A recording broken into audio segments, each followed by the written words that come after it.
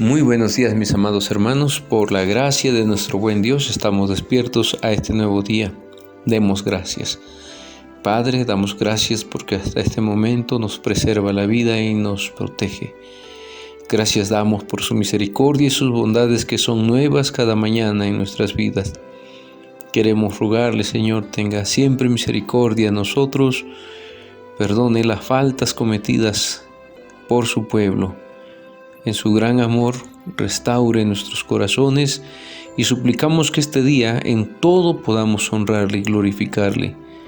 Pedimos su bendición y su misericordia sobre su iglesia, Señor, desde los más pequeños hasta los más grandes. Guarde a nuestros hermanos que todos los días salen a laborar fuera de su hogar, los que están en sus hogares laborando. Sea con nuestros hermanos, médicos, enfermeras, todos los que laboran en el área de salud, sea pública o privada. Señor, pedimos que usted los proteja, los ampare con su diestra poderosa. Sigan siendo ellos sus manos, sus pies en estos tiempos, ya que los pastores no podemos estar en estos lugares. Pedimos que ellos sean instrumentos de bendición en sus manos. Protéjalos y guárdelos. Asimismo, Señor, estamos rogando su misericordia y su providencia para nuestros hermanos en el sureste de nuestro país, todos aquellos que están bajo el agua, que se inundaron sus hogares. Tenga misericordia, Señor, provea esos recursos y permita que su iglesia pueda reaccionar de una manera fraterna y amorosa a la necesidad de nuestros hermanos. Guarde el corazón de su iglesia en este día, Señor. Líbrenos de peligros, de tentaciones, que en todo podamos honrarle y glorificarle. Tenga misericordia y que su Espíritu nos ilumine en la reflexión y meditación de su palabra, pues lo rogamos, Señor, en el nombre de su Hijo amado, nuestro Señor y Salvador Jesucristo. Amén. Mis hermanos amados, seguimos meditando en la Epístola Universal de San Judas Apóstol. Dice la Escritura: como Sodoma y Gomorra y las ciudades vecinas, las cuales, de la misma manera que aquellos, habiendo fornicado e ido en pos de vicios contra naturaleza, fueron puestas por ejemplo y sufrieron el castigo del fuego eterno. Versículo 7. El pecado de estas ciudades fue de lujuria contra naturaleza. Estas personas, según lo que nos narra el texto veterotestamentario, es que el sentido que se da en el texto es el delito de estas ciudades fueron por la lujuria, que consistió en que los habitantes de estas ciudades quisieron poner sus manos sobre los dos ángeles que habían ido como huéspedes a casa de Lot. Las ciudades pecadoras son hasta la actualidad un ejemplo que conmueve acerca del castigo divino, donde una vez un paisaje de esplendor estaba, ahora estas ciudades se extienden en un paisaje desolador a lo que hoy es el Mar Muerto. La gloria dada por Dios no asegura aún la salvación duradera, sino que exige la perseverancia de cada uno de los creyentes, lo que llamamos la perseverancia de los santos. La redención eleva a los hombres a una altura insospechada, algo que nunca habíamos experimentado y vivido se nos otorga en la redención que Cristo nos ofrece. El pueblo del Señor es liberado mediante una redención maravillosa y costosa. Los ángeles poseen primacía. Sodoma y Gomorra se glorían de su riqueza y de su esplendor, pero fueron destruidos. Y aquellos ángeles teniendo primacía, los que fueron engañados por Satanás, fueron arrojados también del cielo. Para nosotros, como pueblo de Dios, somos un pueblo salvado, propiedad del Señor. Participamos en el señorío de Cristo y la gracia de Dios sobreabunda en nosotros. Podemos pensar que estamos ciertos de poseer la salvación y que no la hemos de perder y que por lo tanto ya no hemos de esforzarnos en este camino de la santidad o de la perseverancia en la fe que hemos recibido. Mis hermanos, muchos nos hemos equivocado, mucho pueblo se ha equivocado. Si utilizamos mal la gracia de Dios, si hacemos de ella un pretexto para la maldad, si no seguimos la conciencia que ilumina, que guía el Espíritu Santo, tarde que temprano la corrupción llegará a la vida del creyente o hasta de una iglesia, aunque en algún momento hayamos conocido el Evangelio de Cristo, porque se requiere que el creyente pueda perseverar en esa gracia a la que fue llamado, gracia que recibió, como decimos también, de gracia. Qué importante es, mis hermanos amados, que no malentendamos la doctrina bíblica. Algunos, creyendo que ya son salvos, que han experimentado la gracia de Dios en sus vidas, olvidan que estamos llamados a perseverar en la fe, a vivir en santidad. Y esto es lo que puede llevarnos a descuidar nuestra relación con nuestro Señor y Salvador Jesucristo. La condenación que amenaza y que se inflige en el juicio es perdición, es destrucción, es segunda muerte, destierro en las tinieblas y fuego eterno.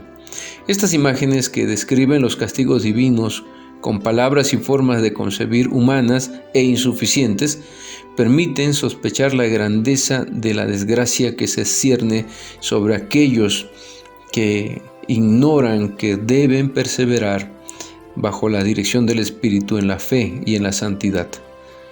Todas las expresiones ponen en primer plano lo irrevocable de la decisión: aniquilación, infinitud, eternidad. También el hombre redimido se encuentra en este camino entre ese acto de haber sido salvado y el camino del juicio final.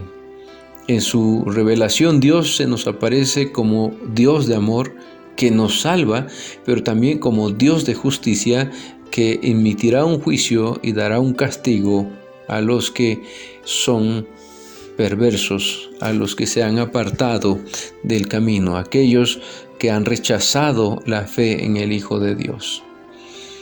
De los versos 8 al 13 hay unos reproches muy duros que se van a dar en esta carta.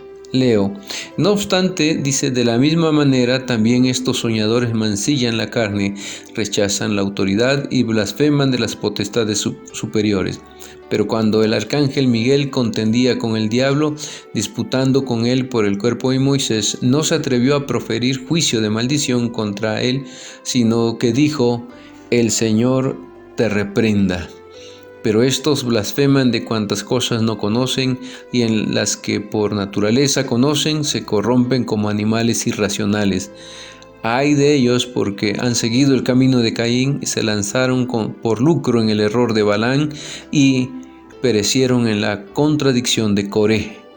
Estos son manchas en vuestros ágapes que, comiendo impúdicamente con vosotros, se apacientan a sí mismos, nubes sin agua, llevados de acá para allá por los vientos, árboles otoñales sin fruto, 2 veces muertos y desarraigados, fieras ondas del mar que espuman su propia vergüenza, estrellas errantes para las cuales está reservada eternamente la oscuridad de las tinieblas. La narración bíblica del triple castigo debiera asustar a los falsos maestros, pero estos siguen pecando. A pesar de ello, lo hacen por lujuria y envanecimiento. Son blasfemos e irrespetuosos, como nos narran los versículos 8 al 10.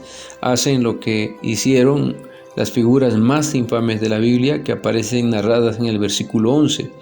Son hipócritas egoístas, según nos narran los versos 12 al 13. Y cada acusación que se les hace termina con una amenaza de juicio. Versos 10, verso 11, verso 13. Nos dice el texto que estos son blasfemos e irrespetuosos. Semejantemente, también estos en su delirio manchan la carne, desprecian la soberanía del Señor e injurian a los seres gloriosos. Los falsos maestros deliran. Falsos profetas, adivinos y visionarios llaman ya el profeta Jeremías a esta gente, según Jeremías 34:9. Ahí vemos cómo el profeta Jeremías los llama falsos profetas, adivinos y visionarios. Lo que anuncian no es verdad que procede de Dios, sino que es un delirio que brota de sus propios corazones. La revelación de Dios es verdad y corresponde a la realidad.